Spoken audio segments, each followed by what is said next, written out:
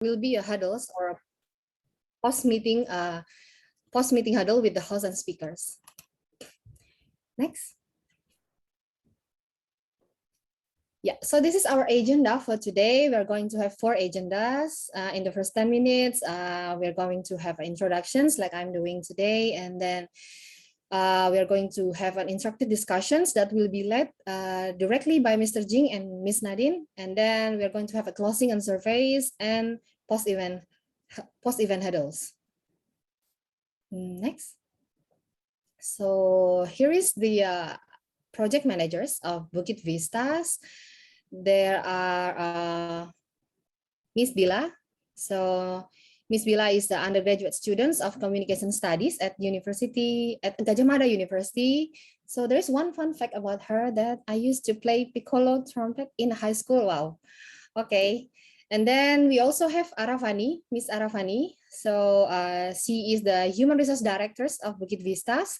One of the fun fact about her is one of her best friend is a horse. Oh, wow. That's amazing. You can make friends with an animals.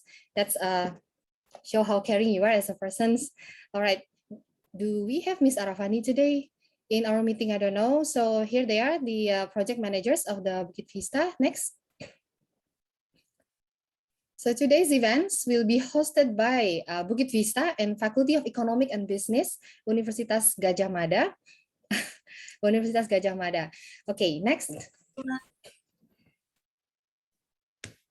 Right. Okay, this is my pictures, by the way. I will be the moderators today. Actually, I think today I will just provide an assistance for our co-hosts during these events and learn also like the other participants from our speakers.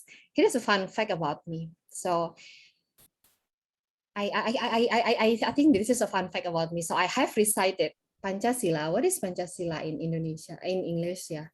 I guess many of you know what Pancasila is over here. So Pancasila, I recite Pancasila in front of a bunch of journalists. So that day, in the independent days, in my hometowns, I forgot to wear my mask. I forgot to pay my mask. And then one police stopped me and then asked me to pay fine. So instead of pay fine, I asked them, is there any other a good punishment that will discipline me as a citizen? So I choose to okay, then recite Pancasila. So I recited Pancasila in front of the whole journalists. It was about like 10 or 20 people in front of me taking pictures, taking video. I even asked them to take a video of me also during the reciting of this Pancasila. So instead of paying fine, guys, please do something else to to pay for what you have done wrong instead of paying fines. So I'm actually from Department of Accounting, Faculty of Economic and Business. Ibu Dian has assigned me today to be moderators. I am teaching and research staff at Department of Accounting. So I have been joining FEB for around 4 years, since 2018. So this is my 4th year. Okay, next. Yes, this is our speakers. Today we are going to learn a lot from them. They will lead the discussions directly, the interactive talks, so you guys can learn with enjoyment, that hopefully we can get some insightful knowledge in relations to negotiations. So without further ado, the next I will pass my turns to Mr. Jing. Okay, selamat pagi. Good morning, UGM. All right, I'm very happy. Saya sedang sangat bahagia ada sempat hari ini bisa berbicara di depan audience UGM. Dan mungkin saya bisa memperkenalkan saya diri dulu. Dengan event ini, saya akan campur dengan bahasa Inggris dan bahasa Indonesia. Tapi semua bahasa saya mengharap semoga semua bisa mengerti. Ya, itu yang paling penting. Okay, so my name is Jing, and I'm the CEO of Bukit Vista. I co-founded this company about 12 years ago with my wife. And what we do is we provide hospitality management services for people who own properties and want to enter into the tourism and travel industry. So I got my degree almost 20 years ago at University of California at Berkeley. And I studied electrical engineering and computer science. I never really used that degree to do any work in that industry. But I came to hospitality where my company and I have been making impact to Indonesian tourism. Fun fact, well, before I get into the fun fact, a little bit about me. Previously, I worked at Aman Resorts in the Aman Nusa in Bali. And I understand there's an Aman in Jogja as well. So yeah, that was a very, very interesting experience in the luxury hospitality world. Also, I worked at Airbnb, the app, when they were just getting started in Southeast Asia. So I led the expansion of Airbnb in Indonesia. And my fun fact is I was in a Bollywood movie one time. If we'll go to next slide, you guys can try to see and try to find where I am. Oh, let's see. Oh, we have to wait a little bit, but while we wait for the video to load, I had the unique opportunity to dance with Hrithik Roshan and Aishwarya Rai. Okay, it might take a moment for that to load, but since we're waiting for the load to happen, Bella, maybe we can go over and switch over to your slide. Oh, there it is. Okay, it's happening. So here's me back almost, I don't know, about 18 years ago or something there. If you find, I'm the guy in the red shorts in the background, and that's what I look like when I'm standing in front of a cinema camera. Okay, next slide. So, a little bit about what we do as a purpose, right? So why does Bukit Vista exist, and why should you listen to what we are about to say? Why should we be excited about the kind of work that we do here at Bukit Vista? So our mission at Bukit Vista is to inspire delight. We do that through hospitality innovations that can positively transform our guests, our partners, and our employees. And as part of that mission, we're here today to try to innovate on the way that we can negotiate. And through that, we hope to positively transform the audience in this room so that you may be able to negotiate strongly. And negotiation is oftentimes, I think, a difficult art when people see it from the outside. They think it's like magic. They think it's like some sort of special skill. But within every person, there is the power to negotiate. Within every person, you have already actually practiced negotiation many times. If you negotiate well, we think that that will expand and enlighten and further your career. So our mission today is to help everyone here who attends this lecture to positively transform by learning some innovations that we've put into negotiation for hospitality, but also for many other different purposes. Okay, let's go to the next slide. What does Bukit Vista actually look like? Well, this is a selection of some of our beautiful properties all over Indonesia.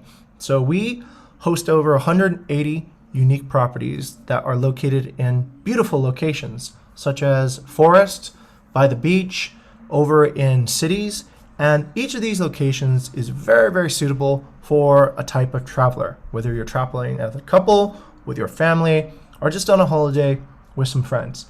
All of these different accommodations require different types of negotiations with different types of owners. And that is how we were able to build up a large portfolio of unique properties all throughout Indonesia.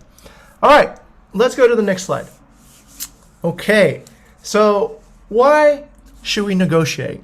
Well, the first thing I like to do is I like to ask the audience, yeah? Is there anybody who would like to volunteer and tell me why they're here today? Anybody who would like to explain why they want to negotiate? Let's see. No? Okay, I thought this might happen. So I'm going to practice negotiation right now. I'm going to change the bahasa Indonesia. Jika Anda takut berbicara di depan audience dengan saya hari ini, izinkan saya memberi Anda peringatan. Ini akan menjadi mengerikan. Yeah? Okay, let's pick somebody and ask them a specific question. I see somebody has their camera on. Mrs. Honey, can I ask you a question today?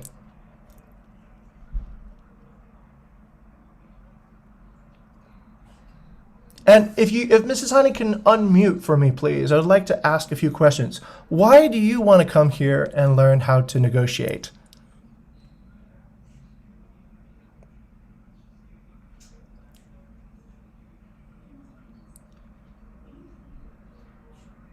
Okay, perhaps we need another volunteer. Does anybody else would like to volunteer to tell us a little bit about what they hope to learn from this negotiation? Maybe Mr. Kumsi. Is Kumsi here?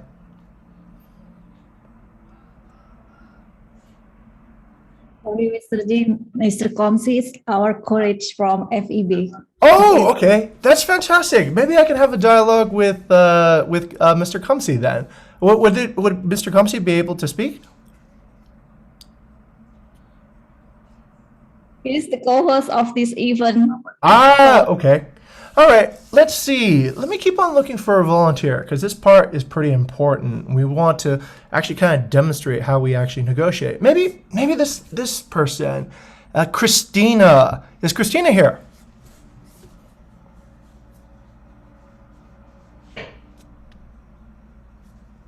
Okay, nobody there either. All right, maybe I'll go to somebody who is coming from Bukit Vista and see what they think. Let's go to, I see there's Shaylin. Shaylin, are you there?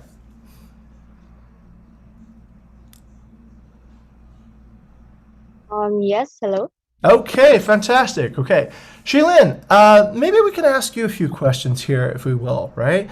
Why do you want to negotiate? Why do you want to come to this particular event, and what would you expect to learn? I see. Okay, for me, negotiation is actually part of our daily life in general. Not just in terms of work, but like when you, for example, the most simple case is actually when you want to buy things in the market, right? So when you want to buy like groceries or fruits in the wet market, so you always ask like for the price, right? And then you also have your own budget, right? In this case, and if you think that, oh, the price is a bit too high, then you try to like lower it down because like because like you have your own budget, and then like of course you don't want to like overspend your budget, right? In this case, I so see. it's part of the communication as well. Okay, so it's part of communications. Yeah, I would say that it is actually not just in like that kind of situation, but when we talk to your like when you want to meet up with your friends, also like you need to discuss, right? Oh, what is the best timing to meet? What is the best place to meet? And yeah, so on. Okay, so it sounds like you want to learn negotiations because there's practical ways that you can apply it to your life. Yeah, it's really practical, I'd say. Okay, all right. And how much time would you like to spend learning negotiations, and what would you like to actually take away from today's discussion? Okay, that's an interesting question actually. Okay, so negotiations basically, like since it's used in our like everyday life, not just in this session though, like I'd like to also improve in terms of negotiating with like other people. Maybe like a few hours like in a week, I'd say, because it's actually pretty much applicable like and practical as well, right? Interesting. So from this session, I'd say that what I can learn for today's session is to do what is the best ways, and like what are the things to consider as well, and what can we do to actually like persuade the other party to go with our own words in this case. So like how to persuade the other person, and how to like come into a good conclusion, like for both parties to go on with the decision, basically. Okay, so it sounds like if you learn ways to find mutual benefit between yourself and the other person you're negotiating with, you would be happy from this particular discussion. Yep, I will agree on that. Okay, all right, fantastic. All right, thank you very much, Shaylin, for stepping up and speaking before the audience. Now, I know a lot of you might feel a little bit maybe intimidated, or it's a little bit unusual, particularly in negotiations, and maybe also speaking English. Berbicara bahasa Inggris dengan negosiasi mungkin kan merasa sedikit aneh, ya. But negotiation is something I think that is very, very valuable. And what I hope to do over the next few minutes is to demonstrate how we just actually did a little bit of negotiation right there and reveal these simple and strong tactics that you can apply to maybe how you negotiate at the wet market or grocery shopping, or how you deal maybe even with your teachers or your future bosses, right? Okay, let's go ahead and continue. Next slide, please. So, negotiation, I think, is really important to understand what is the central strategy. All right, so how do we actually build up a stage so that we can negotiate well? The very first thing is to identify the audience. So today, I believe I'm speaking with business people, business majors, right? So these are students that, let's say you guys are students that are studying business at the moment. So that is the audience I'm speaking with, and I'm going to be sharing my ideas with. Once we identify an audience, we have to find ways of building trust and open conversation. Now it seems like I haven't done that yet because I haven't gotten anybody to actually speak to me.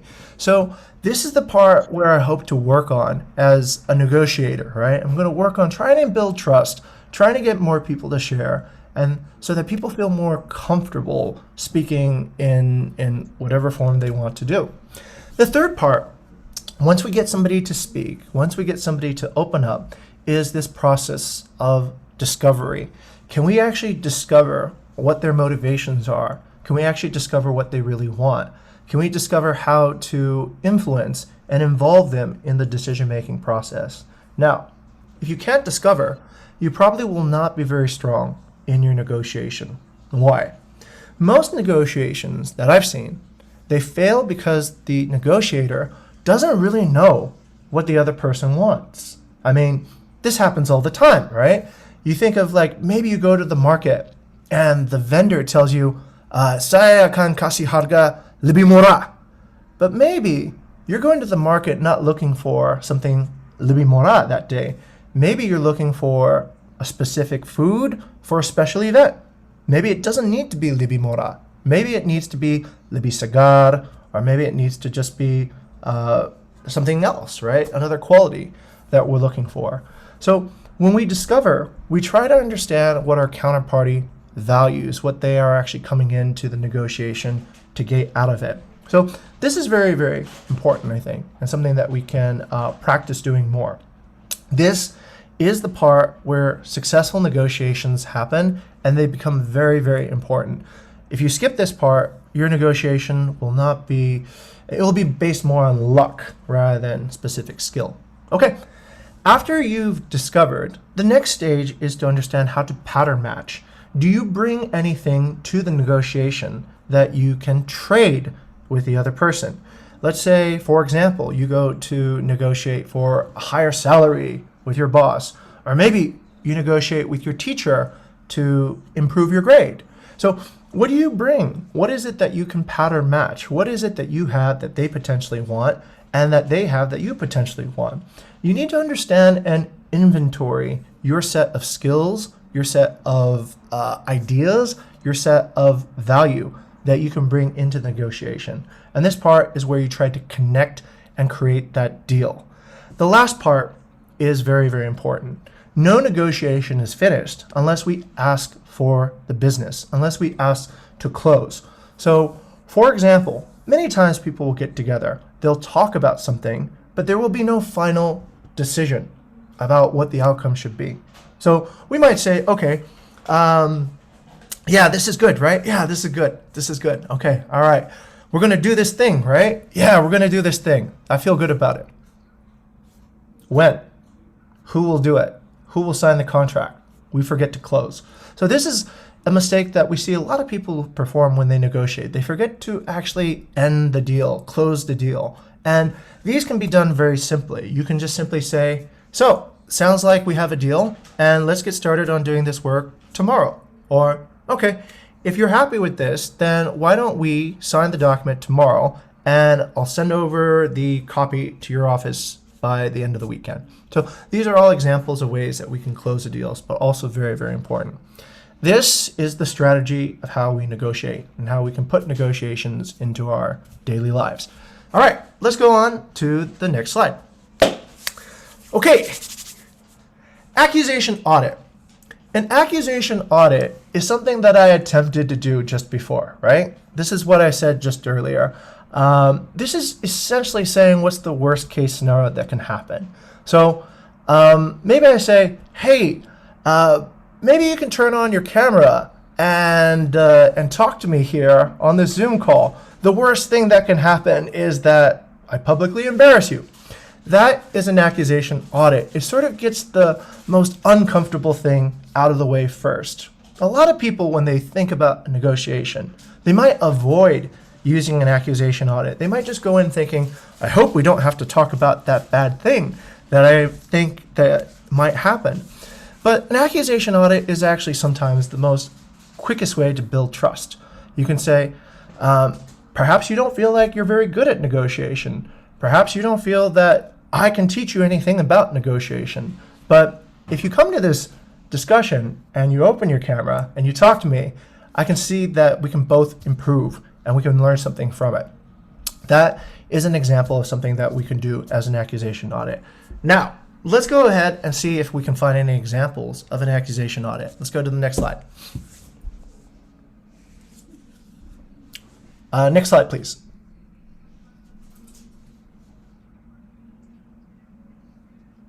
Okay. Ursa. Bella, I think this is where we might need to... Oh, okay. Here we go. All right. So an accusation audit, these are some just simple examples of what we can say. We can say something at the very beginning to build that trust, to say, you probably think I'm wasting your time, right?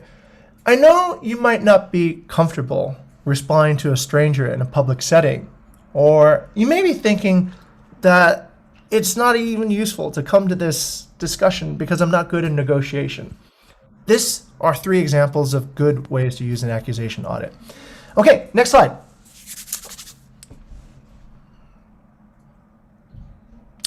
Okay, so did we actually do an accusation audit in this public lecture? And we did. So let's go back and think when I asked the audience, right? I know you could probably feel intimidated by a negotiation, but I'm here too, right? Jika Anda merasa takut, akan saya panggil dan merasa ini akan menjadi mengerikan, right? So that is a live example of where we just performed a live accusation audit. And this is one of the first techniques and tactics that I'd like to explain about negotiation. But to continue the story, if we can go to the next slide. I'd like to bring Nadine here to the stage. Nadine works on our business development team, and she goes and speaks to property owners every day. So Nadine, please come on and tell us a little bit about yourself and about some of the next negotiation tactics. Okay, thank you, Mr. Jing. Good morning, everyone. Good to see you. And yes, my name is Nadilla. And a little bit introductions about myself. So I'm working as one of the business development team in Bukit Vista. And I was studied in Universitas Gadjah Mada for tourism diploma program. And I just got graduated, by the way. And then I work in Bukit Vista for 2 years already. And fun fact about me is once upon a time, I was one of the cast for Indofood commercial TV advertisement. So both me and Jing did show in the TV basically. Yeah. Okay, if you're curious which advertisement, we can go to the next slide. Yeah, that one. Can you spot which one is me? That one. So it's Indofood, Bumbu Special Indofood advertisement. So you probably saw me somewhere in the TV or YouTube, I believe. Okay, that's pretty much it about me. We can go continuing to another techniques of negotiations. So previously, Mr. Jing already explained one of the strongest tactic in negotiation, which is acquisition audit to build trust before you begin the whole negotiation conversations. Now we are in the step 2, basically, it's an engagement building. So when you want to begin the conversations with your negotiation partner, we need to make sure that after the trust built, we need to build the engagement. So we want to make these conversations alive, not you are the only person that actively talking to the person, but we want to make two-way conversations, right? And to build engagement, there is a technique called tactical empathy. So why is that empathy? Because putting aside emotions out of negotiation, it's impossible to do, because most of the interactions, human interactions, involve emotions. So that's why we need to do the tactical empathy. And actually negotiation is, don't be too rushy in negotiation to actually right away give your pitch deck, right away selling your product, right away offer your proposal. But negotiation is more about information gathering process. So as it has written on the slide, human nature tells us that people like to prove how smart they are by talking. But yet sometimes getting the other side to talk about things is the hardest part. So we need to make them talk. And how to get this in, since we need those informations, right? We need to make them talk. How to make them talk? These techniques actually help us to make them talk. There are some techniques called mirroring and labeling. So we can go to the next slide, please, Arsha. We can see what's the difference between mirroring and labeling. Next slide, please. Okay, the first one is mirroring. So what is mirroring? Mirroring is basically a repetition of the keywords used by your negotiation partner. So you're repeating the keywords that your negotiation partner has just said. So for the example, this is the conversations, the woman from the event organizer, and then the man is one of the company representative. Let's see to the conversations. So the woman asked, okay, so would you consider some online workshops in your company? And then the man answered, right now we are not planning to organize any such activities. And then the girl did the first mirroring. You are not planning to organize any workshop activities.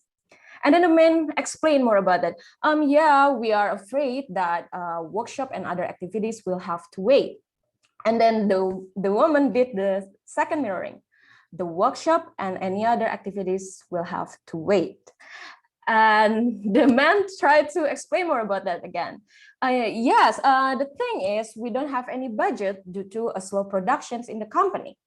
So what we are seeing in this conversation is actually the woman doesn't need to even ask about what is the reason. So the man has just rejected the offer about the workshops, but since the woman did mirroring for 2 times, the man eventually explained more about why they need to reject this offer at the very first time.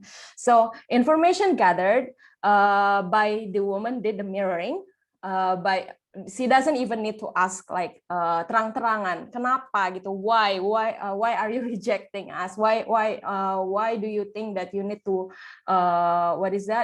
postpone this kind of activities in your company, by only do the mirroring. So mirroring is again repetition of the keyword used by your negotiation partner, and it triggers your negotiation partner to actually explain more about that. That is one of the example of mirroring. Let's go to the next slide because I have another example. Did you guys remember this? This is also Jing already did at the very first time at the beginning of the sessions. He did it with Shalene. And then Shalene was talking about, yeah, because I like negotiation. I think negotiation is part of communications. And then Jing did the mirroring. I see, so it's part of communications. That's also mirroring. Okay, that's pretty much about mirroring. I think hopefully you guys understand what mirroring means. And the next one is labeling. So what's the difference between mirroring and labeling? So labeling is giving a voice to the other side's feelings to let other side know that you are understand their feeling. So this is also a form of empathy. So by doing so, you will show to your negotiation partner that you hear to everything they just explain really carefully. They will feel understood. They will feel being heard. So that's how the engagement start to build. And how to do labeling? These are some examples. So it's simply, you can say just, it seems like you are in a very hard situations. And the other example, it sounds like you really care about your health if your conversation was about something related to health. And in Indonesia, in bahasa, we could say something like, kelihatannya Bapak sedang dalam masa-masa sulit ya. Oh, kelihatannya Bapak senang sekali ya main sport gitu. Atau kedengarannya, sepertinya, itu juga bisa. Terus, it seems to me like you really understand this business if your conversation were talking about business. And this is also the example from the previous conversation between the woman and man. So after she knows that, oh, this is a budget issue, she said that, oh, it seems like you're really worried about the current situations in your company that might affect all the activities. And the man eventually said, I am. This is such a difficult situation. Thank you for your understanding, but I still want to hear what you've got. So that's here. From here conversation, we could see that the engagement already built. Even the man, he gave the sign first for the woman to give the pitch, to give the proposal and everything. So that's also that's the labeling means. And also I have another example of labeling. Please go to the next slide.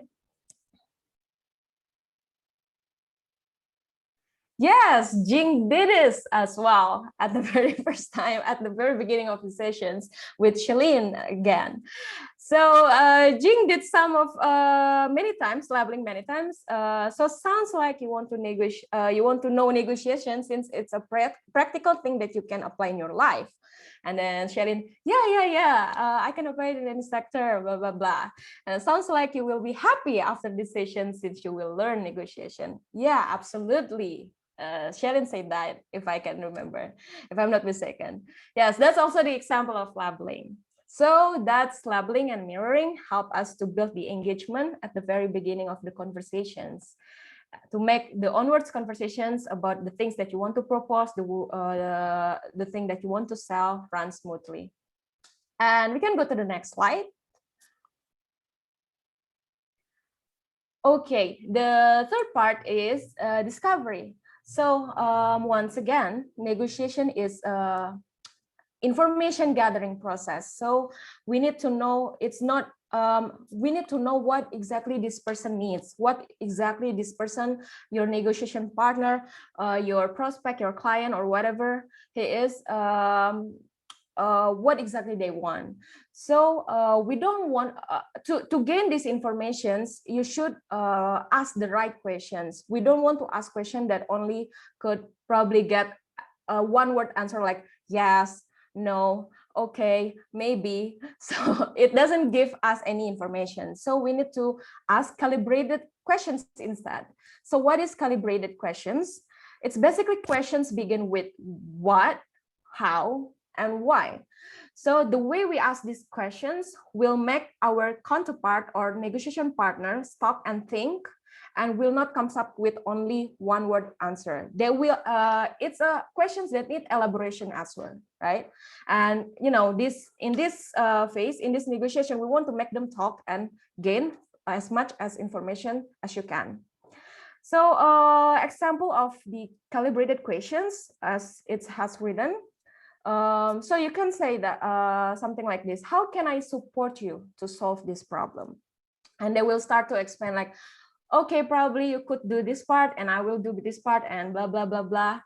And another question with what would you like for me to know? And your negotiation partner will start explain, okay, so I need you to know that my company right now is not in a very good situation. So we're probably not getting, our revenue right now is not really good, blah, blah, blah. So you will get much more information about their company, the revenue, the sales, and everything by you only ask these strong questions.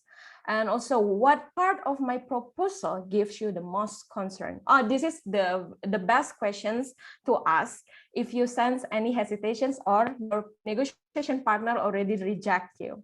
So if they reject your proposal or your offer, you need to know why is the reason, right?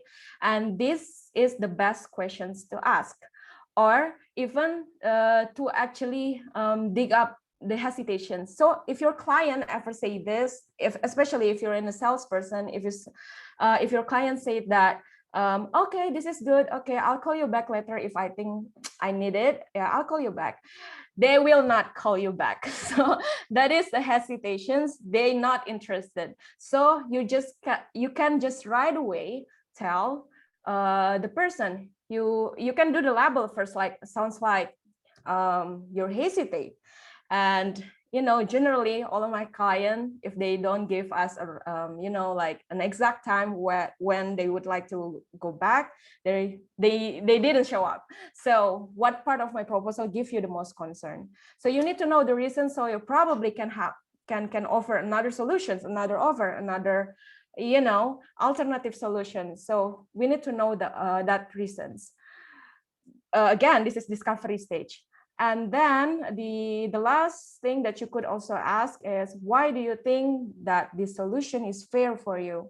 Especially if you're a salesperson, sometimes your client will give you an alternative solution, something kind of like, okay, I think it doesn't work for me, but if you could do this, I'll probably take your offer if blah, blah, blah, blah, blah, blah. They give you the alternative solution. And you could ask as well, like, why do you think that this solution is fair for you? And how do you see this solution will be sustainable for us? And yeah, something kind of like that. That's the examples of calibrated questions.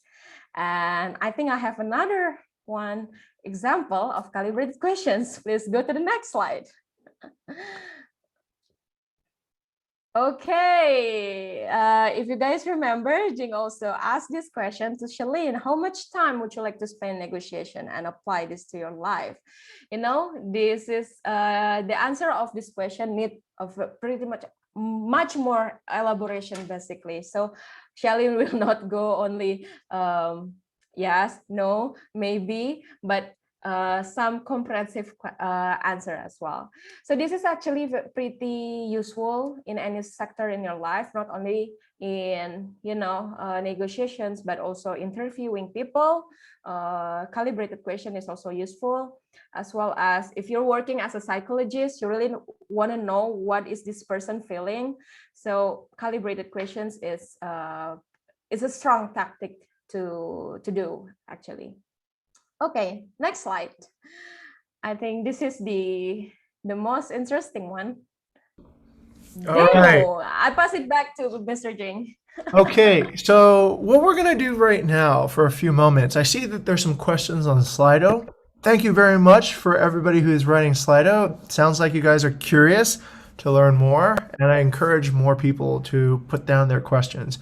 But we want to give you a practical demonstration of how we actually would do this, right? So what we're going to demonstrate right now is a fun scenario. So what is the scenario?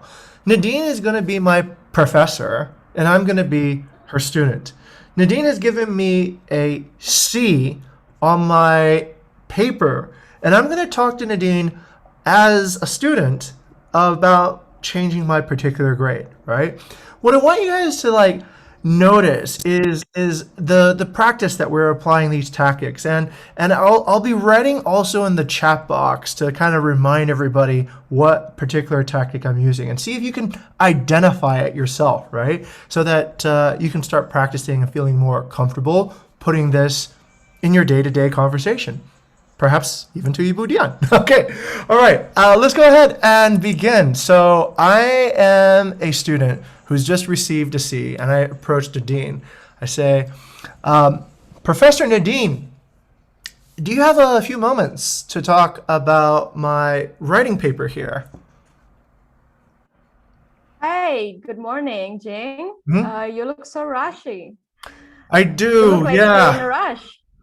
Well, Yeah, I have a few moments. okay. What can I help? Yeah, Professor. Look, you probably think you get many students who ask to have their grades changed, and you probably think that most of them don't really have very good reason. And that's not going to be me today. I've taken a look at some facts, and I think I want to talk to you about this paper here. Can we talk about that? Sounds like you're about to asking me to do a favor. A favor? Yeah. Yeah, kind of. What I want to do is this, actually. I want to understand a little bit more about, so I got a C, but I really wanted to get an A. What maybe you could tell me a little bit about what I didn't do correctly so I can understand, why I got a C on this particular paper. Okay, Jing, in this paper, you didn't answer all the questions 100% correctly. So that's why you didn't get an A. You need to get a C. And also your behavior in your class, you're always coming late. So, you need to fix your behavior and also learn more and study more about math, okay? I need to study more about math? This is a writing paper! Oh, sorry. Okay. Sorry. Okay, writing. Yes, writing. You Okay. need to study more about writing. I need to study more about writing. Yes. Do you say that your writing is good enough already? It sounds like you're not very happy with the quality of my writing. I'm not. Your quality need to be improved. Perhaps you can tell me how I can improve my writing quality. Well, if you're thinking that I'm going to lecture you today about how to improve your writing quality, I am not. So you better go and ask for another mentor and get back to me if you think that your quality of writing is good enough already. Okay, so if I go and find a mentor and improve my quality of writing, will you reconsider the grade that I got on this particular paper? I would. Oh, you would? Okay. And when can we actually come back to rediscuss that? When can I come back to you and show you that my quality of writing has improved, Professor Nadine? Whenever you're ready. Whenever I'm ready. So let's say I find myself a mentor, come back to you on Monday. Would you take another look at my paper and maybe consider giving me a different grade? As long your writing quality already increased, I could. Okay, all right. Sounds like we have a deal then. I think so. I guess Okay. so, yeah? All right, fantastic. All right, everybody. So we just improvised that actually, and we had some fun doing that too. So that hopefully can give everybody an idea of using accusation audit, using mirrors, using labeling, and using calibrated questions, right? So as a student, I understand my professor has standards. I understand that my professor has things that she needs to achieve. So instead of most students, I think they would feel upset and they probably wouldn't communicate and they would just maybe even say, tell jokes about the professor, to other students. This professor is such a hard professor. Why are they so mean to me? But through the process of negotiation, what I'm doing is I'm discovering what are the standards that Nadine will have for evaluating papers. I'm also uncovering information. I'm uncovering information about how Professor Nadine would like to actually help me succeed in my particular goal. So once we've understood that, then we can work and prioritize what are the right things we need to do. So Professor Nadine is concerned about my writing quality. She might also be concerned about my attendance and also concerned about my ability to find help. But she's given me guidance on how to do that. And so what I've done is I've actually discovered what her priorities are. I've then aligned it to what I can do. And we've negotiated what a solution is that's a win-win for both parties. So hopefully, we didn't plan that actually. That was kind of a spontaneous thing. So that had some kind of jarring parts, right? But anyway, that that's actually what a negotiation actually looks like in real life. So thank you very much, everybody, for giving us a chance to do it. Now, I know there's some Q&A, but I'm going to do the Q&A at the very end at the huddle, okay? So that's the part where you guys get to kind of approach and ask questions, and hopefully I'll get to see some people here and also hear your voices as well. Okay, let's go to the next slide. So that's a demonstration of how you can use these tactics. Now, the last thing we're here to negotiate with is, of course, here, right? I'll just give an accusation audit here. You might think that this event was, just about negotiation, but we do have actually another purpose. Bukit Vista is recruiting, and we want you guys to take a look at some testimonials that our past interns have said about working here at the company. It's a very fun company. People learn a lot, they transform a lot, and let's go ahead and play the video and see what past interns have said. We are recruiting for interns this season, and we're also recruiting for some full-time hires. So if you like what you've seen, if you feel like this is actually something worthwhile, then by all means, take a look.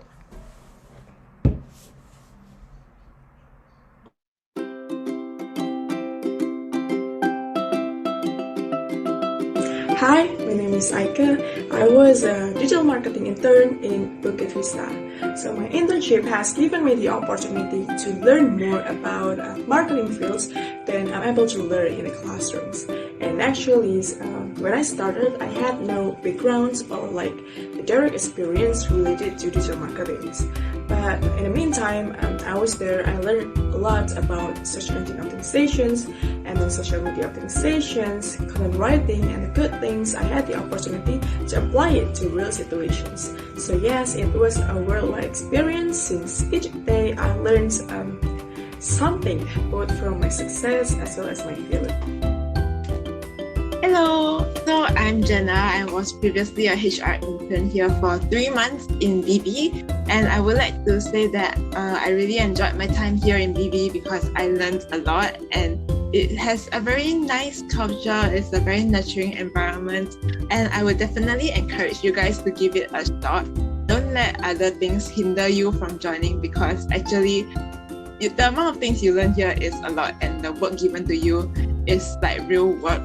So you will definitely be getting a lot of valuable real work experience. And some of the things that I managed to gain from this internship is things such as leadership skills, negotiation, analytical skills, communication, and teamwork, which I think are all really important things for you to take note of in your future work careers. So, yep, join Bukit Vista! Good day, everyone. My name is Maria, and I was working as the HR team. Here in the HR team, I usually help our guests to get their best accommodation and have their delightful moments during their stay. In Bukit Vista, I also learned a lot about how communication is important in the hospitality industry. I learned about leadership, problem solving, analytical thinking, and a lot of things to learn here. Not only that you will get those many skills, but you will also experience the super supportive working culture. I met many great people in Bukit Vista. They are always willing to share their knowledge, their insight, feedback, thoughts, and everything they could share, and I felt that I'm being supported by their kindness and willingness to share. The team always helped me when I don't even know a thing. Here in Bukit Vista, I failed many times. I made mistakes and no one blamed me for that. The team kept encouraging me to move forward and do better. They said it's okay to fail fast team. And I'm very thankful and proud that I can be a part of Bukit Vista. I think that's all I can share. I hope this short testimony could inspire more delight to you guys. And I don't want to spoil you that much, so if you are interested to learn more about Bukit Vista, just go send your application and register yourself. Our team would be very happy and glad to welcome you as our new family. I'll see you in BV.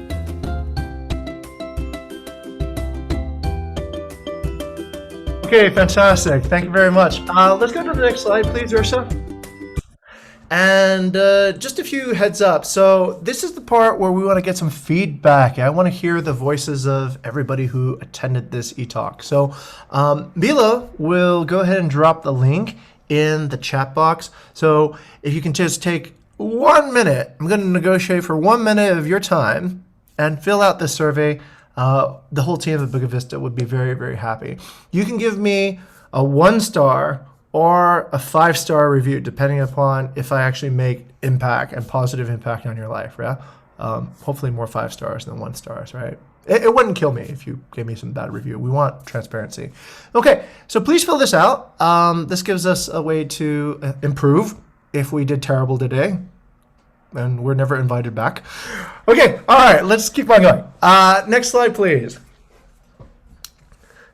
So once again, we have the internships and also full-time roles here at Bukit Vista. This is just a snapshot of some of our culture, some of our events, and the fun things that we can do. It's not always fun, but we do enjoy doing challenging innovations with the fun atmosphere. So that is a little bit about the company. And then going on to the next slide, please. And you get to work with me, which is pretty awesome. And Nadine, and Ara, and Vila, and Ursha, and the other BV team that are here. Perhaps Shailene as well.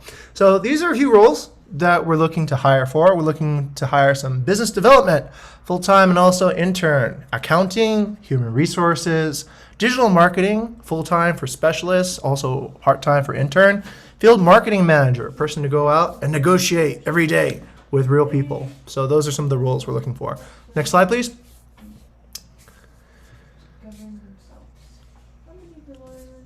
Okay, next slide.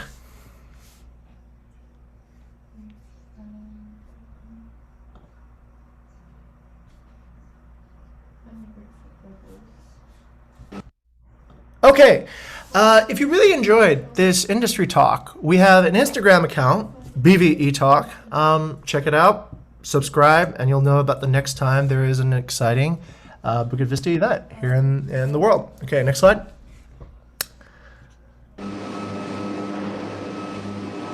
Okay, a little bit of a plug for a future event. So we're conducting an industry visit. So you get to spend a day at Bukit Vista. Next slide, we'll show you what that looks like. So industry visits traditionally have actually been on site, but since Bukit Vista runs remotely, we want to invite students and curious people to come and actually come with us and watch how does this company actually work.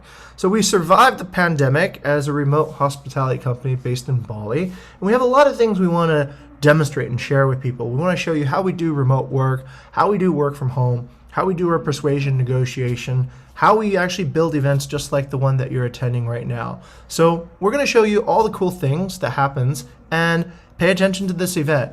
I'll leave the contact for Nadilla here. Nadilla, if you can share your contact on the chat group so that everybody can get in touch if you're more curious about this. But you can also find us on Instagram and some of the other channels and ask about this really exciting industry talk. Okay, next slide, please.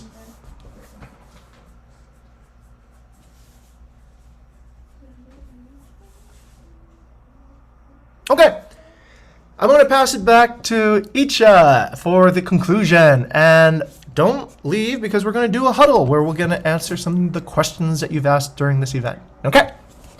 Okay, thank you very much, Mr. Jing and Miss Nadine. I learned a lot also today.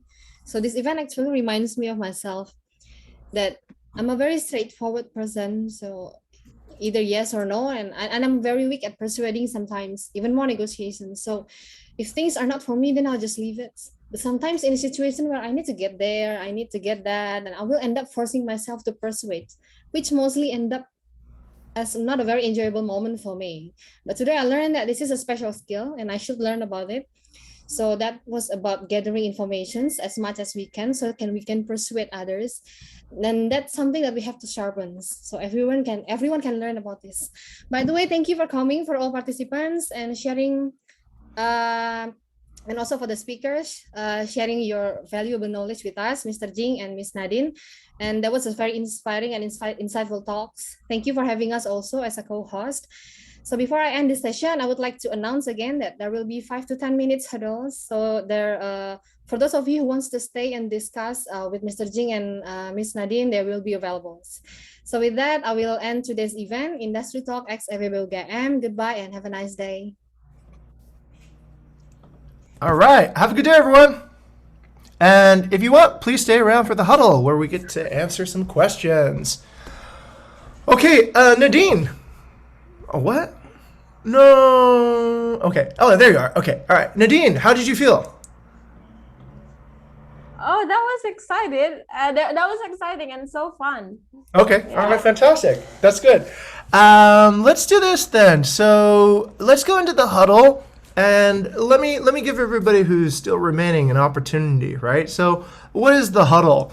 If you guys remember back before COVID and we had live events, well, people would get together after the event and they would, talk to the speaker. So this is less formal, less, kind of the event is over now, so we can all like relax a little bit, okay? That's the intention. And if you're in the huddle, then hopefully you're curious and you want to have, a chance to talk to either me, Nadine, or some of the other Bukit Vista people here about your questions. But we'll go with some of the questions that are on the Slido first. That will give us kind of a basis of talking. And I really want to encourage everybody to engage and talk, right? Because negotiations, after all, is about engaging. Yeah. So no engagement, no negotiations. All right. Let's take a look and see what people have asked us, Nadine. Okay. So Felicia, thank you, Felicia, for asking this question. Sometimes during a negotiation, I might hesitate, and think that they may be asking too much, and I end up compromising. Are there any tricks to avoid that? Yeah, I think that happens a lot, actually. That's a really good point. Nadine, what do you think about that? Does this ever happen to you, and what do you do to avoid that situation? Yes. That happens many times actually in our daily activities as a business development. So how do we cope with this one is actually to setting the expectations at the very beginning of the conversations. That's why we have that acquisitions audit. So we usually say that, okay, in this meeting, you're probably wants to go straight to the business, but I would love to ask you some questions first. And please, if you have any, please let me know if you have time. But if you don't have time, that let me know as well, so we could, compromise the time. And if they say it in the middle of the conversation while we're asking questions, and they say that, okay, can you just show us what you've got, okay? And you can do that levels as well, like Jing's always did. I learned it a lot from Jing. You can say that, sounds like you want to go straight to the business. Okay, and yeah, you show that you understand their feelings, show that you understand that they want to go straight, they don't have, they just want to know what we've got. But yeah, setting expectation in the very beginning, it's also help for this one. So they aware that we will ask some questions for some of the purpose. And yeah, I think that's the best answer that I could give at the moment. Let's go to Mr. Jing. Thank you, Nadine. Actually, if I may, can I ask Felicia to unmute and perhaps just give us some feedback about that? Is that a good answer, or do you want to elaborate or give more context about your question? Hi. Hi. Hi. So yeah, I'm very excited to attend this webinar actually. And for this question, I'm actually struggling a lot, even in daily life context.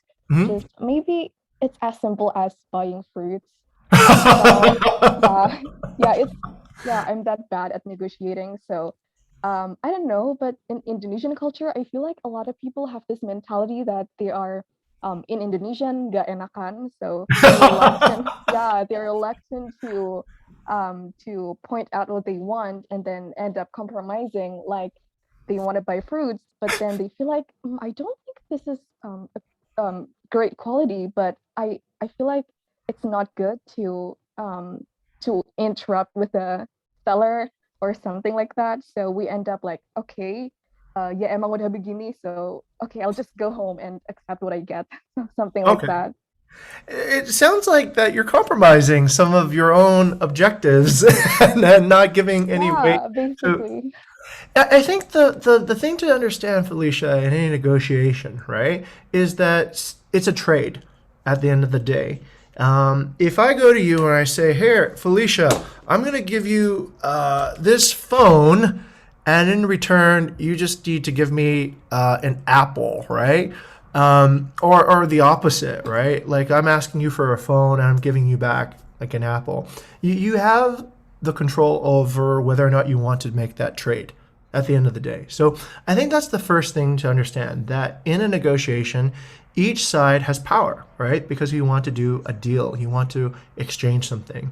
So the first thing I think to realize is, okay, I have something that you want. Do I want to give you what I have in exchange for what I want to get? And one of the things to remember is, I think the best way to frame a negotiation is, often Nadine and I will think of it as a game. It should be playful. And when it becomes too serious and you get too committed to it, that's when I think you lose your ability to negotiate. You lose your power to negotiate. So one of the things that I've learned very often is this, right? Everybody, like Nadine said, has emotional reactions to what happens. I was feeling a little bit intimidated at the beginning because I didn't know whether to use Bahasa Indonesia or English. I'm not sure if it, because what I'm looking at microphone mute, microphone mute, microphone mute, and a bunch of boxes. And from a speaker's perspective, that's kind of intimidating. I'm not sure if anybody's even here, right? So from that. Right.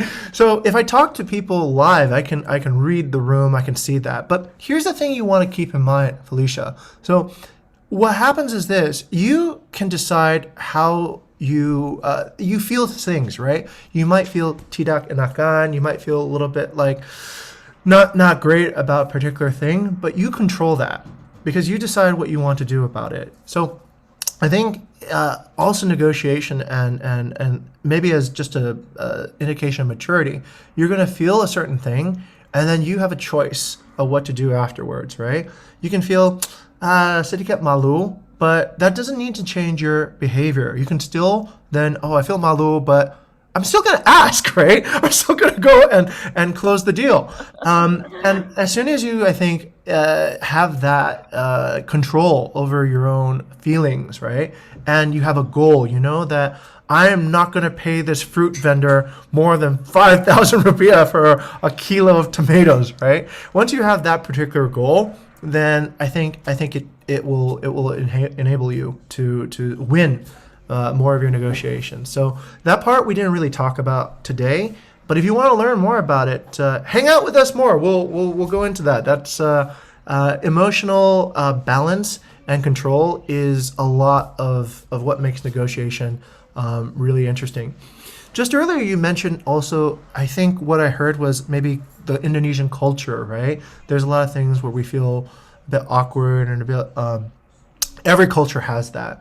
So I've seen so many different cultures, and every culture will have areas that people just feel a little bit shy around, they're not comfortable in. So when you've seen it a few times in different cultures, you stop worrying about it as much because you realize that it's not like the other person doesn't feel a little bit of something the same, right? They might feel that way too. It's who has kind of like the better control about how they understand their feelings. That's kind of like what is what. I always see negotiation as a game. So somebody is saying, hey, do you want to play ping pong? Hey, you want to play basketball?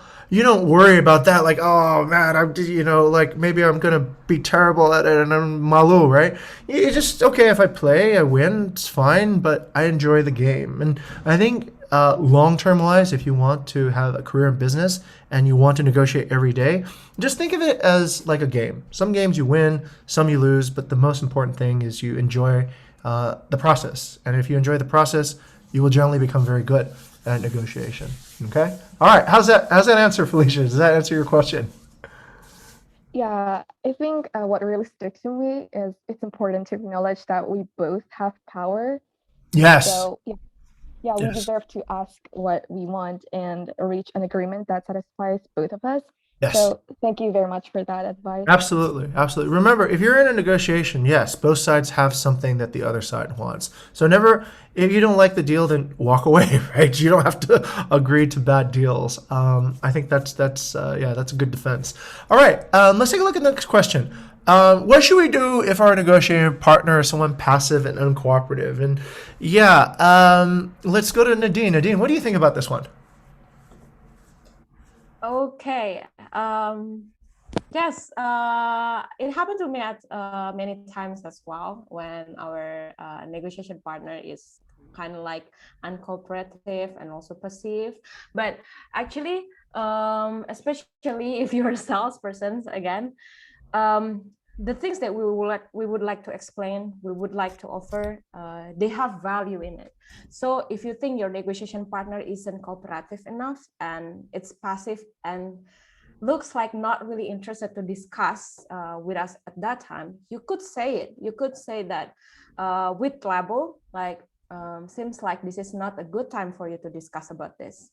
So you need to make sure that the situations, the time, and they also ready to actually discuss about the things that you want to discuss about, with them.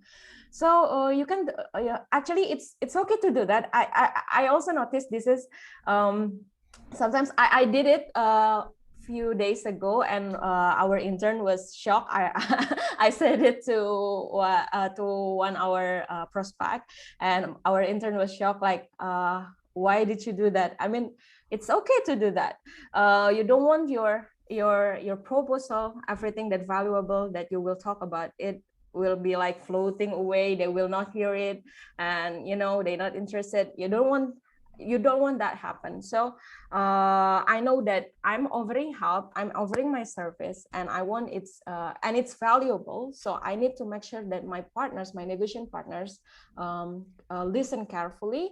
They're in a good time, they're ready to listen. And if you find they're not ready, you could just say it. Okay, if this is not the best time for you to discuss about this, when will be the best time for you?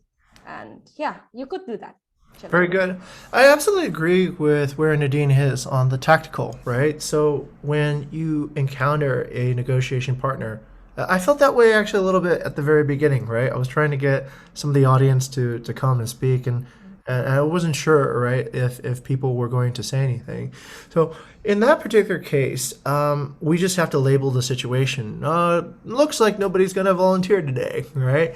Looks like maybe we were not ready yet to participate. So I think by labeling, you lead the situation. You're able to, like, okay, can we at least agree that this is what we're dealing with? And at least then you have a basis to begin. The thing I always go back to for whoever asked the question is this: if you don't have active engagement yet, if you haven't gotten a tight engaging, if your partner is passive, then you probably need to focus on these two parts. You probably need to go and identify the audience better and understand what it is that engages them. You probably need to go and build more trust to get that open conversation started. So if you can't get a dialogue going, if you can't get into a discovery phase, then it is important, I think, to just focus and prioritize these two parts until the dialogue starts happening. Sometimes a lot of negotiations can be just at this part. This is where we call outreach. Hey, I'm Jing from Bukit Vista. I'm calling you about your new villa. Would you be interested in putting it on our website? No response, right? So that's where we need to identify. We need to maybe approach from a different angle and try to really get to the center of it. That's my best answer for this particular question. Okay, this is funny. Next one is, are there any tricks to help making an accusation audit sound not too negative? I think I did that today. I think I made my accusation audit sound too negative, and everyone just was scared. So let me bring in, I don't know. Let's bring in Nadine. Nadine, what do you think about that one? I think it's something about, it has something to do with the wording, actually. Oh yeah, I didn't use the good wording. I don't think you used to negative accusations audit though. I don't even know how to say that word. Mengerikan. Mengerikan. Mengerikan. Yeah. Actually, accusations audits, how to make accusations audit not so negative. So anyway, accusation audit, you always need to say the worst case, right? The worst case, the worst scenario that could happen. So how to make it not being not too intimidating or too negative. I think it's something to do with the wording. Actually, we discussed this actually, sir, in our Yeah, we did. Yeah, right. And I think you know better how to make it doesn't too negative. Yeah, I guess it comes back to understanding your audience. If you know your audience, let's say, has a tolerance, or they're full of self-confidence, then you can kind of like go with a more extreme accusation audit, and they will reflect. They go, no, I'm not afraid, right? This isn't that bad. And it could relate to that. I guess back to the negotiation strategy. So you know your accusation audit works if people relax after you say it. If people don't relax and they're more tense, then that could mean that your accusation audit was a little bit too extreme. You might use a little bit more gentle accusation audits. So that's also part of the negotiation process. Very experienced negotiators will know that you cannot use the same strategy for different audiences. You probably will need to change your strategy. But that's okay, because like most of the time when you negotiate in industry and in your actual job, you'll probably be approaching like similar groups of people. It's only until you actually look for new markets, new people. Let's say you are Gojek and you want to negotiate in Russia with Russians, right? Then you're gonna have to learn a little bit about how Russians see their world, how they, what is too negative. If I understand correctly, Russians generally have a very fatalistic view of the world, so they're not too intimidated by things going terrible. They've seen a lot of disasters before. So you could say, well, it's not going to be as bad as World War II, right? Or whatever it might be. So this won't be as bad as Chernobyl, but you also have to be culturally sensitive. Saying that might trigger negative reactions, but generally, it is an iterative process. Sometimes if you already have experience, you already know what the audience will trigger, and then you can say something and it won't be too negative because you have that experience, right? For example, next time, I probably will not use the same accusation audit when I speak at UGM FEB, right? I'll probably use something different. So that's a little bit of a technique that you can look at for an accusation audit.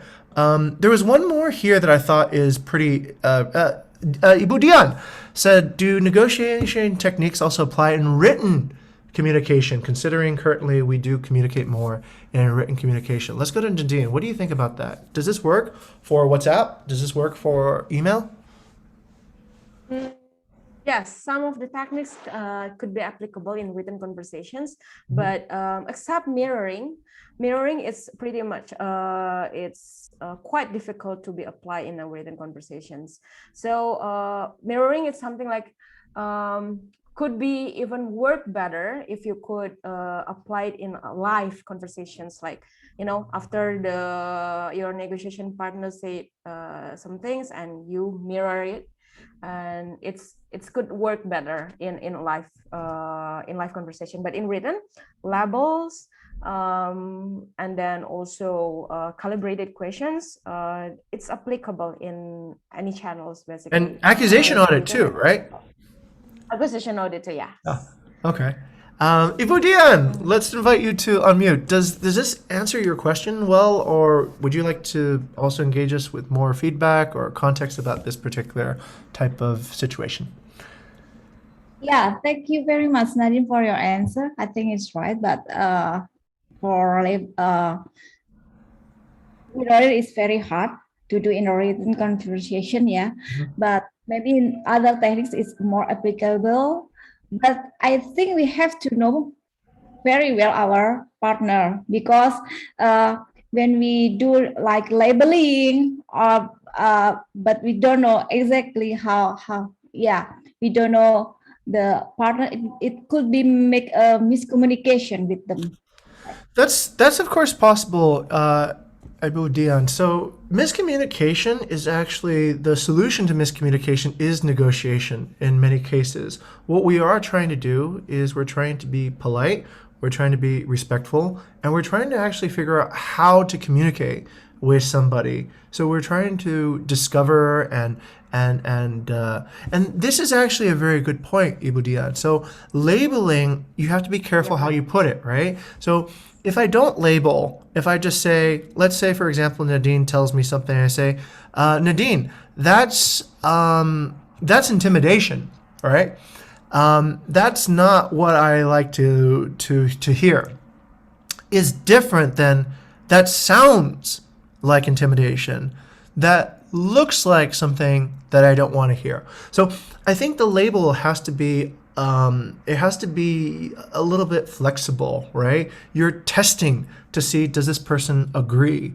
And the words that you use to do that is like sepertinya, lihatkan. So this allows for the person to go, no, you've misunderstood, right? What I meant was this, but you haven't committed to a solid thing yet. So a label is like a probe, right? It's like, okay, it sounds like to me you mean this, right?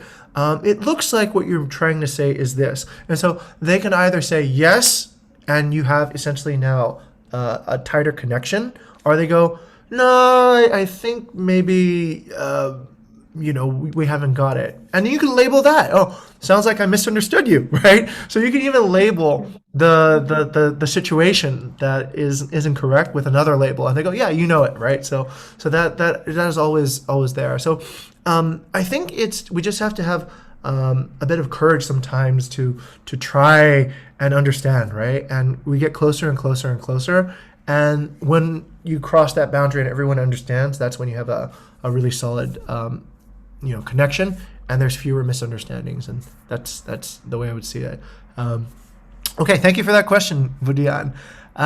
Next is, let's see, are there certain things we need to hide, or is it necessary to overbid our demands during negotiation? I like this part, anonymous. Okay, so this one is really good because it really depends on your business strategy, right? What you want to keep out of the negotiation, what you want to keep in the negotiation. So let's say, for example, you are trying to sell a subscription for like 10 years to somebody. So you have to think, okay, in this 10 years, they're probably going to figure out all the good and bad things about your company. And then you have to ask yourself, who do you want to be the person telling your audience about the bad news? Do you want it to be you, or do you want it to be somebody else that you don't control, right? And one of the things I think, if you do think about long-term business, is that it's probably best to hear about bad news from you rather than from, let's say, their friends or the media or some other channel that you do not have control over. So in those particular situations, if your business strategy is long-term, then I think it's probably good to get all the negatives out of the way. Yes, certainly somebody could use that against you to push you down on price or whatever. But remember, if you say it yourself, you own it, right? You can go into somebody and say, hey, my product, not everybody enjoys using it, right? It is not a general purpose product for everyone, but the people who do use it really enjoy it. I'm here to discuss and find out if you're my customer, right? So then you have now diffused the situation. You have framed it in a way such that you can talk about all the negative aspects of your product. But the question is this person the right customer for your product too as well? It kind of goes back to what Felicia asked, right? You have the power to disengage if you want. This person doesn't have to do business with you, then you don't have to do business with them. So I don't ever think it's a good idea to overstate what you can do. In fact, that's almost never a good idea, because what you do is now afterwards they will come back to you and now they will complain, and you don't have any control over that. It's better to really think about two things. One, how can you improve the product or service so that it doesn't have any flaws, so you can feel confident about representing the product or service? So that is where your engineering, your salespeople, not your salespeople, but your service development. These are the types of people that need to strengthen and improve the product or service. The other part is to make sure that the expectation of your customer is very close to the actual performance of the product and service, so that there is no missed expectations. Now, some customers are not going to be your customers, and that takes maturity, and I think that takes understanding to know. And if you know that, then you will not be exploited, right? You only get exploited when, let's say, somebody they seal you on your lies, right? You lie about something, you're not honest about something, you show bad integrity about something. Now they hook you on that and they drag you. Well, because you weren't honest to me about this, I expect a refund here, and I expect, this to this and this to happen. But if you accusation audit and you tell them, hey, look, the worst thing that can happen is that this product breaks down and you might need to return it. All right. But that doesn't happen for 90% of our customers. And here is more about why. And now if they complain, you've already told them the worst thing that can happen. So you control the negotiation that way. So I think we can only get exploited by overpromising. But if we don't overpromise, we keep to a good expectation of what our product or service can deliver, then you should feel no exploitation, right? So I think it's a sort of a, one overpromising creates the counterpart, right? Okay. Okay, what steps do we need to be accommodating? Okay. Who is asking this? Can I just ask the person to just talk to me? Is there anybody here who would just like to unmute and ask? Okay. What steps do we need to be accommodating in that case? This is where you need to, I think, also do your discovery and your pattern matching correctly. Okay. So what does it mean to be accommodating? What it means to be accommodating, we're in the accommodation business, right? So we know quite a lot about this. It means you actually understand what is the guest needs or what is the end customer needs. You know that they're buying a holiday from you, but why are they buying this holiday? Okay, because they're having some problems at home and they need a chance to relax. Okay, what kind of problems are they having? Maybe they're having problems with their kids are too running wild, or they're feeling midlife crisis, or whatever it is. So you've discovered and you've understood this through speaking with your customers. You understand not just what they're buying in terms of the features, but you understand what the benefits are, and you know what those benefits relate to in terms of how they affect your customer emotionally. So you've discovered that. The second part is then you need to be able to match what actually you can deliver. So let's say, for example, you offer a villa, and your villa has a pembantu to cook, and it has an infinity edge pool that has an ocean view, and it has really nice, comfortable beds. And you know that your guest is, they're very stressed out. They have a very stressful job. The mom doesn't get to see the family very much, right? They don't get to spend too much time together. They're always going different directions. Then to be accommodating, you need to understand, okay, look, we have essentially a kitchen. There's a pembantu there. So you guys have always been separated, going around, you don't eat meals together. Well, this is an opportunity to enjoy some quality family time together, right? And delegate this, hassle of cooking and preparing and cleaning to somebody who can help you do that, right? And this infinity pool is great. The kids love it because they can play the games there, and the adults really enjoy it. They sit back, have a glass of whatever they really enjoy to drink, and their stresses just melts away by being in this really great pool. And these beds are just so comfortable, right? They just make all your pain go away. You can have these really adventurous days, and you come back home to this bed and you're just so relaxed at the end of the day. So that only happens because when we accommodate, we know what the feature is, what the benefit is, and how that anchors to our guest experience, to our customer's experience. And that's how we can be accommodating.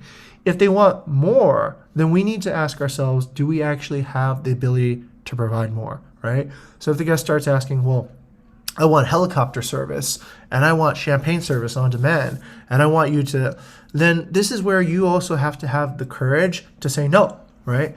No, we don't have that. But our prices are also not in that category, right? So you're not necessarily going to be paying at that level too as well, right? No, we don't have it. But look, you have to see essentially the balance between everything that they ask for and what is the cost or the compromise. So this is managing expectations, and I think it's really, really important. One of the first things I saw when I worked at Aman was how early young architects, they could never manage their clients' expectations, that their clients would keep on asking, can you put this in? Can you put that in? And they would always say, yes. And they knew it was more work and it was very difficult. And they would say, yes, yes, yes. So what was wrong? Eventually, there were so many demands and they had promised so many things. It was never going to get done, and it just created more problems, right? So what is the approach? What is the solution? You can say, yes, I can change the kitchen, but what are we going to take out from the existing plan? Because we cannot have both things, right? So you want to put in this island kitchen. Would you be comfortable taking away the cabinetry? Would you be comfortable reducing the size of the sink? Would you be comfortable reducing the size of your refrigerators, right? So you need to understand what is the trade-off and present that so that you can be accommodating, but every accommodation does require also a corresponding price, and there is a cost associated with that. So I think when we negotiate, just keep that in mind. Yeah, it's really important. Okay, let's see. Does anybody have any just open questions that they would like to ask me or Nadine at this point? Sir, actually, we we're out of time. January questions. He really wants us to answer. Oh, okay, January. Oh, okay, very good. I have a panic attack. Oh, January, would you like to ask this question to us? Is January here? Okay. Yes. Oh, you're here. Okay, please tell us your question. I'd like to hear your voice. Okay.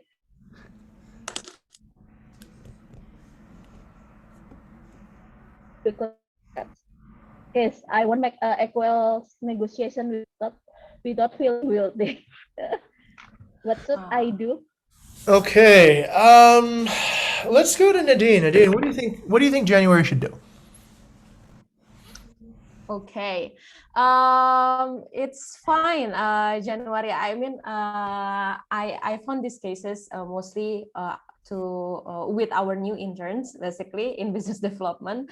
They sometimes feeling scared, panic, or even guilty when they want to negotiate with our partners, right? And the best advice that we could give you is actually starting with your mindset, basically, January. So, for example, in Bukit Vista, we are offering a management service, right? So our mindset is put in our mindset that we want to help the property owners. So you're coming to them to help, basically, to help them to manage their asset. So why would you feel panic? Why would you feel guilt? You're not going to hurt them. You're not going to kill somebody. You're actually going to help. You're offering help. So you don't have to be panicked for that. And once you have that in your mindset, that you're actually offering help, that you want to, help these persons, you won't be panicked, I think. But as well as you need to have a look with to the discovery stage as well. Like if you're selling your product and you didn't know that what is this the thing that this person really need, and then when they reject you, you'll probably be panicked because you didn't discover really well whether this person is want this product or not, need this product or not. So you really need to do a good discovery whether your product that you are selling is match your client needs, match your negotiation partner wants. So once you're ready, you're confident that you are actually bring something that they exactly want, you shouldn't be panicked. You should have been confident. And I think start with your mindset. Okay. Thank you, Nadine. I think you nailed it there, Nadine. There's so much good material with what Nadine just spoke about. So I'll add a little bit of dimension to that. There's a really famous entrepreneur. Her name is Sarah Blakely. She sells women's underwear. Her brand is called Spanx, right? And she had to go door to door to sell her products early on in her career. So the way she sees it is this. This is actually pretty. This gives you direction in your mindset. You have to kind of approach from a deep place of gratitude if you want to do this particular thing without feeling panic. So what are you grateful for? You're grateful for that you have an opportunity to go and fix somebody, right? You're grateful that this person might not have, let's say, the best tools or the best service or the best management for their property, and that you're going to go and inspire delight. You're going to go and positively transform somebody. So it's a little bit like a doctor, right? So sometimes when we go and we're like negotiating, we're trying to think, oh, what it is that I can get for myself, right? But I find it really, really powerful to think about what can I do to serve the other person, right? Not to be like, lose everything myself, right? But what can I do to actually add value to their life? What can I do to actually improve the way that they're doing things? When you take on that mentality, that mindset, then you're approaching kind of like, it's like why we're here, right? We're here to help students negotiate better. So I don't feel intimidated. I feel grateful. I feel very lucky to have this particular this opportunity to do this. And I think when you see it that way, then it will be less intimidating because your focus is not on, well, how am I doing? Am I doing this right? Like blah, blah, blah. Your focusing is on, did the other person actually get any benefit from our discussion? Did the other person actually grow? And I'll give you one quote that I saw with the CEO of Airbnb, Brian Chesky, right? I love sharing this story because I thought it was really, really fun. We go and we have a company meeting, and it was all 5,000 employees at Airbnb. So everybody's here, and Brian, the CEO, he's on stage. He's on the stage, and I'm sitting up in the front. I see that he's using a presentation slide. His slides stop, right? So he's clicking the button, but the slides don't keep on moving. And he whispers something to the technical team, telling them that the slides don't move. And I think I'm probably maybe one of the few people who actually see this happen. But he walks a little bit, he stops talking, and then he just keeps on talking. And he finishes the rest of his presentation with the slide not moving. Later on, I go in and ask him, hey, Brian, we're at lunch now. And I say, hey, look, did you panic when you saw that happen? He said, Jing, I didn't panic at all. And I was like, why? He said, it's because nobody wants to see me fail. And so I was like, yeah, January, nobody wants to see you fail. Not your team, not your counterparty, right? If you're in a healthy negotiation with somebody, they want to buy something, right? They want to trade with you. So nobody wants to see you fail. And if you lock in that mindset, I think you're going to do great in negotiation, and you won't feel so panicked anymore, right? So take that away. Yeah, nobody wants to see you fail. You just need to focus on your craft. And the other thing is just practice, practice, practice, right? The more practice you get, the more normal it starts becoming, and you become kind of like a magical person. People will be like, oh, how can you negotiate everything?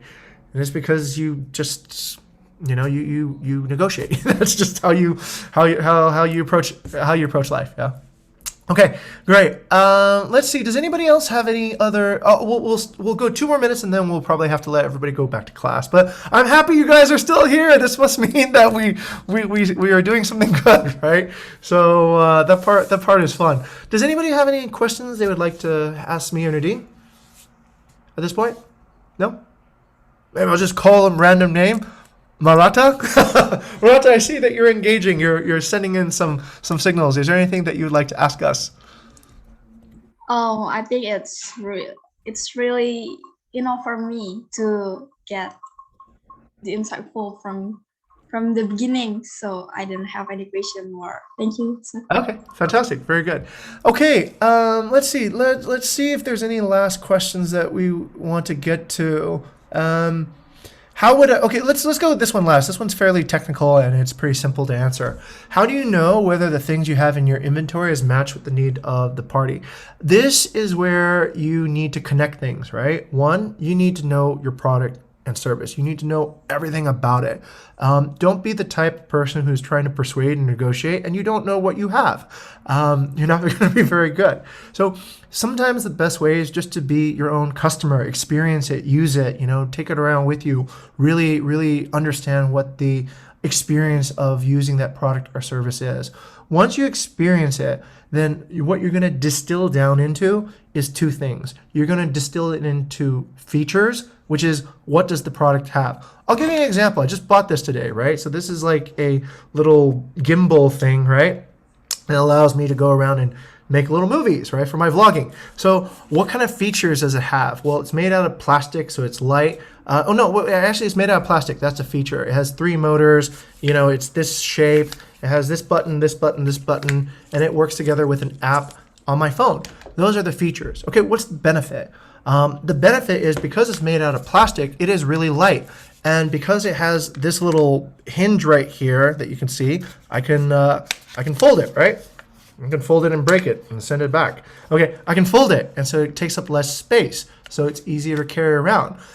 Because it has an app, I can do really cool photography tricks, and it simplifies and expands my power to do video editing. So it's very different. Feature and benefit, right? Feature is what's in the product or service. Benefit is the experience that the user actually gets from using this product or service. Now, once you understand the feature and the benefit, the next step is to understand how does the benefit tie to an emotional connection, okay? So let's say, for example, I see my customer might be a lady, right? And I see that she carries a purse. And I go, okay, you are here because you want to do vlogging, that's great, but you don't want to have a very bulky, heavy thing. It doesn't fit in your purse. Would something like this fit in your purse, right? Be easy to carry around and not, strain your shoulder. And she says, yes. Then I know that the weight of the product is a benefit. I say, okay, do you find it irritating to like go and edit your videos and not know which feature to use and not really get the best out of your things and nobody looks at your videos? And she says, yes. Well, great. That's why there's apps and there's these tutorials and they'll teach you how to use it so that when you post your videos online, people will watch it and you'll get lots of likes and subscribes and other things. So then I'm understanding how to connect each particular feature to a benefit that then ultimately improves this person's life, positive transformation. So that part is how you have to essentially connect the inventory. How do you know? Discovery, right? You need to discover.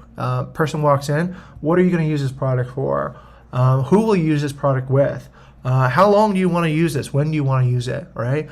What is the most important parts of this for you? So when you understand these things, then you can start connecting what's in the inventory to actually benefiting the end user. And that part is really important. You don't want to be like the salesperson who says, I'll give you a good price, right? I'll give you a good price. And you don't even know what the person really wants, right? Maybe they're not looking for price. Maybe they're looking for reliability. Maybe they're looking for quality. Maybe they're looking for prestige, right? And by lowering the price, you might not be able to actually deliver any of those particular benefits, right? So, okay. Anyway, hopefully this is great and everybody got something out of it. And we went really over time in the huddle. But yeah, Nadine, are we ready to conclude? Yes, I think so, sir. Okay, all right. Bella, I'll let you conclude then. And for everybody at UGM, we love having UGM people come over to our base. We have a base in Jogja. It's in Sleman. And we invite anybody to come by and main di tempat kami and hang out with the Bukit Vista team. Okay, all right, back to Bella. Okay, thank you everyone. So I think before we conclude this, we should take a picture because I think. Hey, let's take a picture. Let's see everybody. Turn on your cameras, please. Can you put down this screen share, sir? Okay, let's do that. Let me. I don't even know. Oh wait, I can stop the sharing. Okay, there we go. Okay. Okay, so if any of you can open your camera, please do open your camera so that we can take a picture together. Okay. Yay, hello everyone. Hello everyone. I feel like I've been talking in the dark. I get to see everybody finally. Yeah. Okay. Oh, let me introduce my wife too. Wayana is my wife and she's one of the best negotiators in Bali. She's very, very agile. She knows how to close a lot of deals. And we got like a few hundred properties, I think, because she taught me a lot about what I know in negotiation too as well. So I want to recognize my wife. Salam kenal semuanya. Hello, Mawayana.